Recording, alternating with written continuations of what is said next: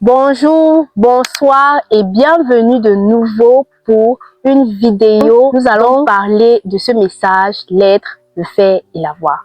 Le frère Pascal est de nouveau avec nous afin de nous édifier, de nous accorder de retenir l'essentiel pour notre propre construction, pour notre être intérieur. Bonjour, ma soeur Michel. Bonjour. Et nous rendons grâce au Seigneur Jésus-Christ qui nous accorde encore d'être là aujourd'hui. Oui. Nous bénissons tous les nôtres qui nous suivent déjà depuis le commencement sur cette plateforme. Oui. Que le Seigneur vous bénisse et que vous remplisse de toutes ses grâces. Amen, amen. Que le Seigneur soit exalté et que toute la gloire lui revienne. Ce soir, de nouveau, nous allons échanger concernant ce message qui a été transcrit dans le livre « Être, fait, avoir ». Nous avons achevé avec la première partie d'origine pour ce premier chapitre « L'être » et nous aimerons savoir ce qu'il y a à retenir, ce que nous devons garder dans notre cœur pour la suite des événements. Qu'est-ce qu'on peut retenir? Merci beaucoup, ma soeur Michel, pour cette question. Oui. Il est pour nous fondamental, nous qui invoquons le nom du Seigneur Jésus-Christ comme notre Seigneur et Sauveur, de reconnaître l'œuvre qu'il est venu lui-même faire pendant qu'il était sur la terre avec nous. Nous rendons grâce au Seigneur de ce qu'il nous a légué un héritage qu'on ne peut peser, qu'on ne peut mesurer et qui dépasse même l'entendement à un certain niveau. Dans le livre de la Genèse, chapitre 1, le verset 26, pour ce qui concerne l'homme, le Seigneur va le former à partir de ce qui lui-même est Dieu. Je m'explique. Il va former une masse informe, sans vie, mais qui deviendra vivant à partir du souffle que le Seigneur lui-même va souffler dans ce narine. La Bible dit qu'après cela, il est devenu un être vivant. Après, il va signer à cet homme une fonction. Il va lui donner un devoir, celui de dominer, d'assujettir et de se multiplier. D'accord. Voilà ce qui se fait. L'homme va le faire en fonction de ce qu'il est, une émanation de Dieu. Mais nous tous, nous connaissons que Dieu est omniscient, il est omnipotent et il est omniprésent. Ces caractéristiques, l'homme ne les a pas.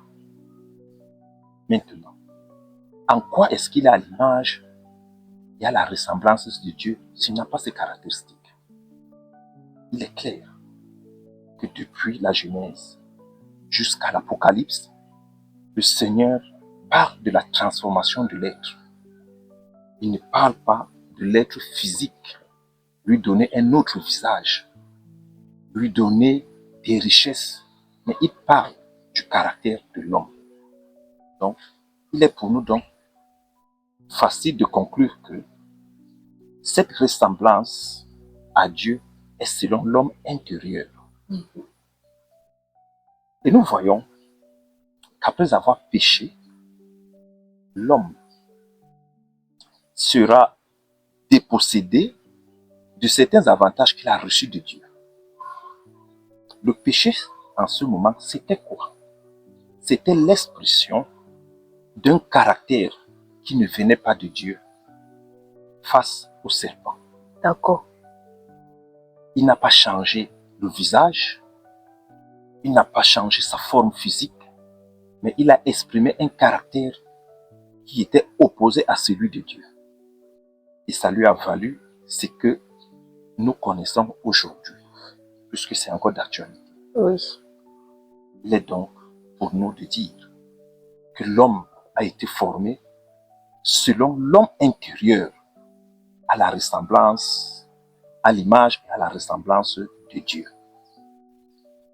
Maintenant que nous connaissons que c'est à cause de l'expression de sa pensée, de sa volonté, qui sont opposés au Dieu, qui l'ont amené à être déchu de toutes les prérogatives qu'il avait reçues de Dieu, Oui. qu'aujourd'hui, nous sommes appelés à reconquérir cet homme que le Seigneur, que Dieu a créé dans son jardin. Jésus-Christ, celui qui a vécu en ces temps, il est venu et a aussi porté le nom du Fils de l'homme, comme pour se référer à ce premier homme que le Père avait créé au jardin. Il a porté le même corps comme nous, à la seule différence qu'il est venu avec un caractère spécifique en ces temps. Et il nous a légué comme héritage l'être qui s'était formé en lui. Il est devenu donc, à cause du travail de son âme, de sa volonté, de sa pensée, il est devenu la maquette parfaite de Dieu qui peut conduire tout homme à reconquérir l'homme selon que le Seigneur l'a créé au jardin. D'accord. Je voudrais donc qu'on comprenne maintenant l'Église qui est spirituelle doit être construite selon l'homme intérieur et non pas selon des formes physiques, encore moins humaines comme nous voyons, puisque la chair que nous portons est appelée à être détruite. Ce que je voudrais qu'on retienne, c'est que Jésus-Christ est venu construire un temple en l'homme, une église en l'homme. Et il est venu le faire suivant le modèle que le Père a recherché au jardin de l'Éden.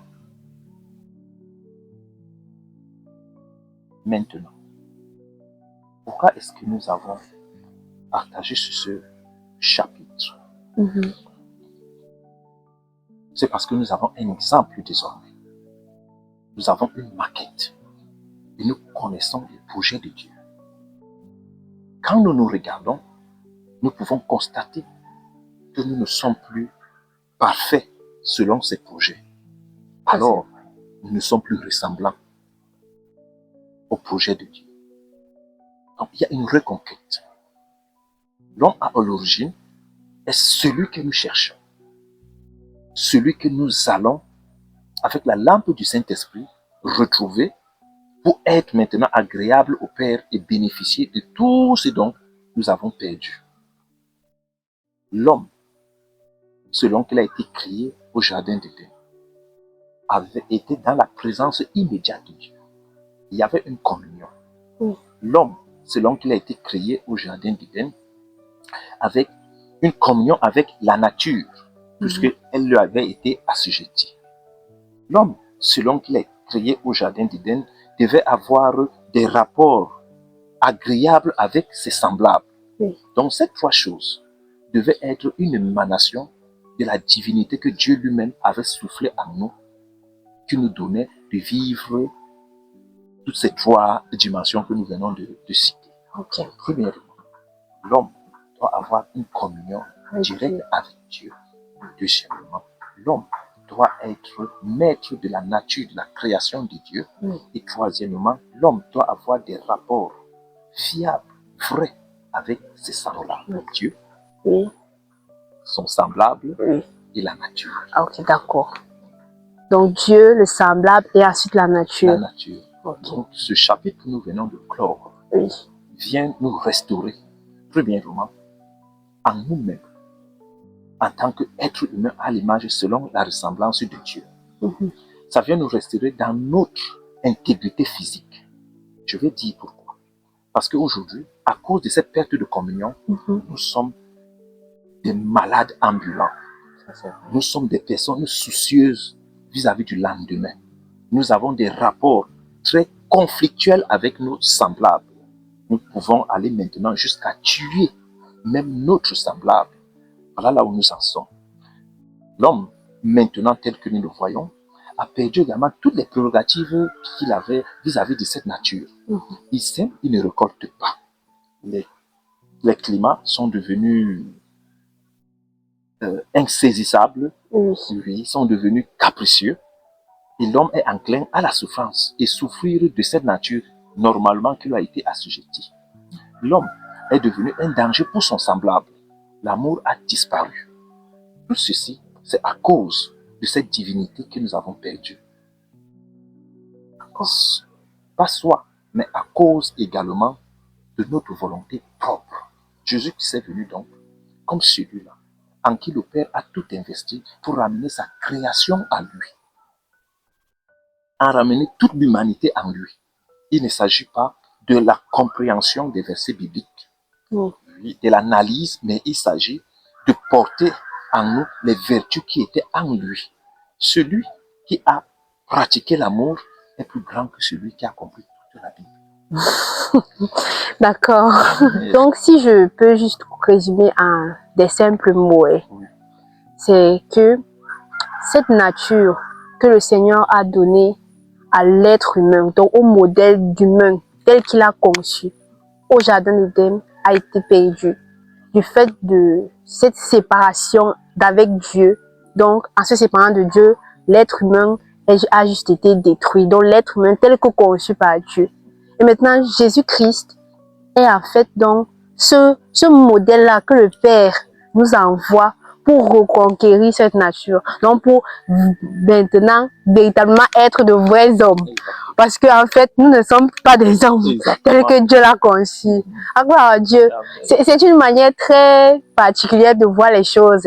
Parce que ça veut dire que, contrairement à ce qu'on croit, puisqu'on associe les faiblesses, le mensonge, tout ça à l'être humain, on dit que c'est comme ça que l'homme est. Mais en fait, ce n'est pas comme ça que l'homme est tel que Dieu l'a conçu. Donc, c'est une déformation que nous avons acceptée comme normale et naturelle.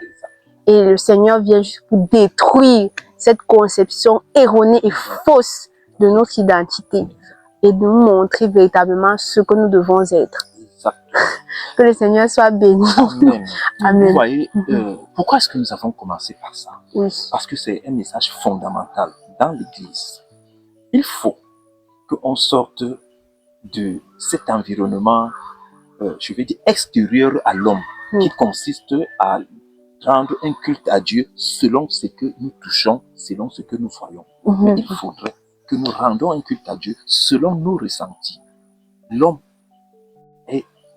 a pris un chemin qui ne sied pas à celui de Dieu.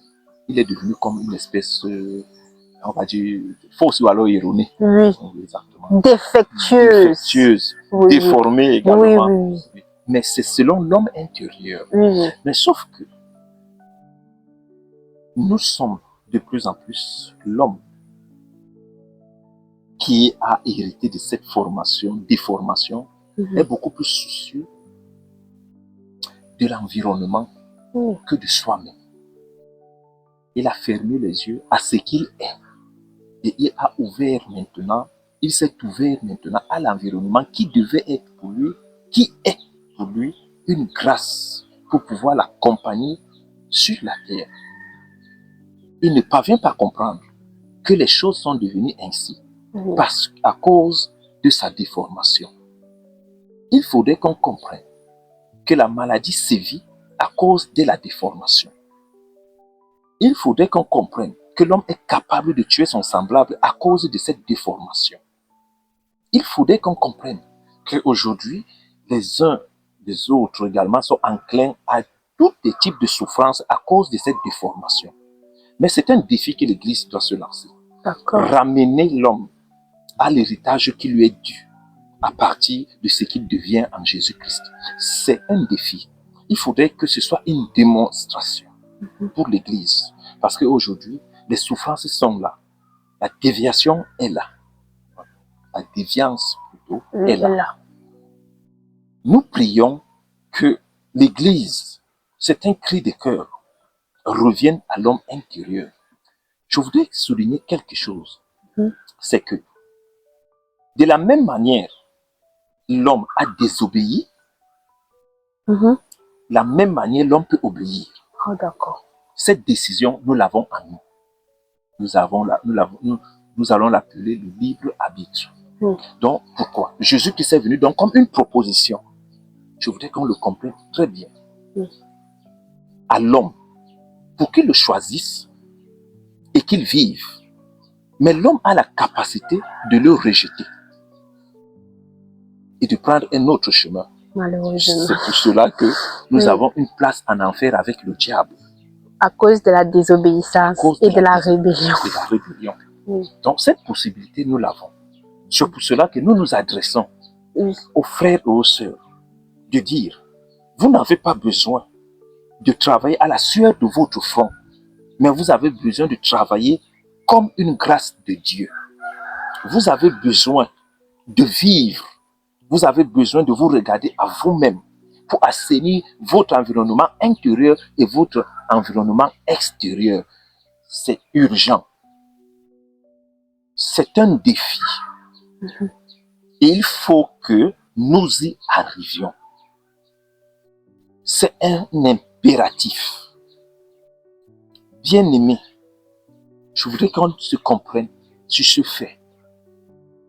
L'Église ne cherche plus à remettre en surface ce que tu es à l'intérieur.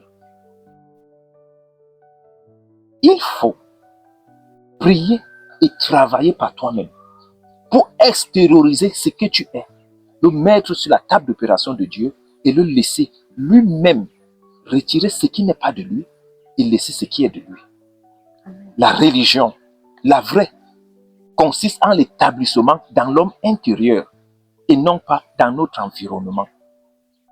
Je voudrais que ce soit une clé pour la suite de tout ce que nous allons faire sur cette plateforme.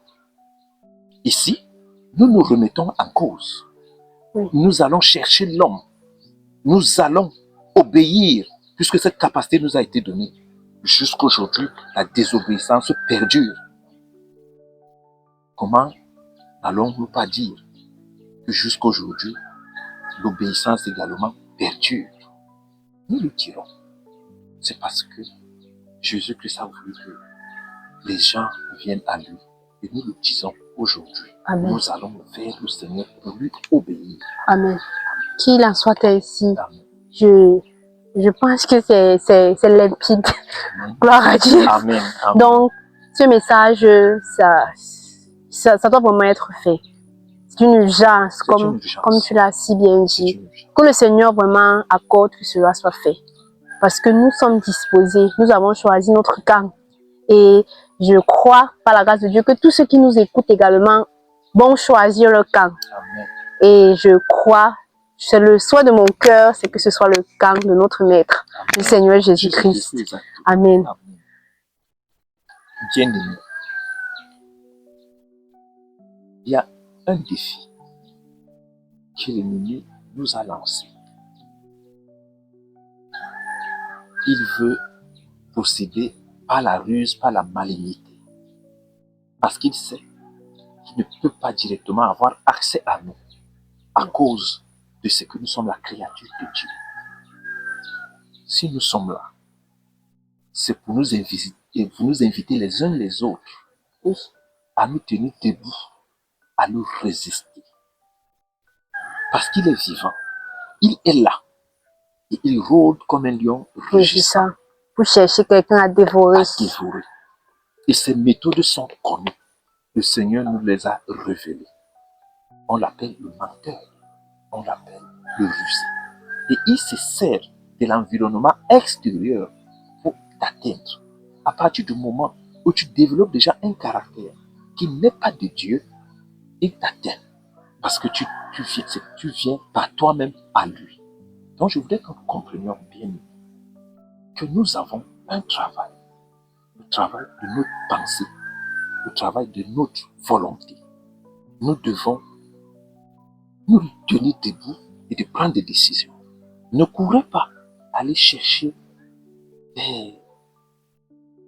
des manifestations extérieures de la puissance de Dieu. La puissance de Dieu est intrinsèque. Amen. Elle s'établit en l'homme. Amen. Des guérisons, ça existe, ça se fera. C'est pas ça la priorité. Non. La priorité, c'est le salut de l'âme. Amen. Arrêtez de mentir. Arrêtez la fausseté. Arrêtez l'hypocrisie. Il faut que nous y arrivions ensemble. C'est possible. Et c'est pour cela que je crie aux bien-aimés qui nous suivent maintenant. Oui. Ne croyez pas que vous ne pouvez pas. Vous le pouvez. C'est simplement dire, Seigneur Jésus-Christ, j'accepte tes voies et je refuse celle-ci. Amen. Cette capacité, tu l'as. N'aie pas peur des conséquences qui s'en suivront, du mépris, du rejet, à cause de la vérité. Sois vrai et sincère. Le but du commandement, c'est une foi sincère. Amen. Frère, lève-toi et dis, j'ai été menteur, j'arrête ça. Ne dis pas, Jésus-Christ est mort et tu demeures dans le mensonge. Et le péché a été pardonné. C'est faux. C'est pas vrai. Tu as la capacité d'arrêter ces affaires-là et de continuer. Sois vrai en toi-même. Quand tu as été hypocrite, va vers ton Seigneur, il te pardonnera. Va vers ton semblable, il va te pardonner. Et tu verras ce qui va se passer. Tu n'as pas besoin des impositions des mains. Tu n'as pas besoin. Mais c'est parce que tu le fais au nom de Jésus-Christ. Ne le fais pas pour toi-même. Ne le fais pas par toi-même. Fais-le parce que quelqu'un t'a précédé, il s'appelle Jésus-Christ. Il a rendu donc tes décisions possibles. C'est lui par sa puissance qui t'accorde de ne plus revenir sur le même chemin. Bien-aimé, que le Seigneur te bénisse. Que le Seigneur nous bénisse tous, gloire à Dieu. Et nous donne cette... Non, pas nous donne, parce qu'il nous avait donné la capacité à tout un chacun. Il est temps de dire la vérité, comme tu l'as dit, frère Pascal. Chacun a la possibilité de dire oui ou non, d'accepter la voix du malin ou celle du Seigneur. Que le Seigneur nous donne juste les yeux ouverts pour voir clairement ce qui est de lui et clairement ce qui n'est pas de lui. Et à nous maintenant de prendre la bonne décision, de choisir le choix à faire, c'est-à-dire le Seigneur Jésus-Christ. Que le Seigneur te bénisse, toi, toute ta famille également. Et que ce message te trouve partout où tu seras. Et qu'il t'accompagne et véritablement te donne la force, si tu en manquais, de faire le choix qui s'impose, c'est-à-dire Jésus-Christ. Parce que les temps sont durs et urgents. Il faut véritablement se préparer pour la venue du Seigneur.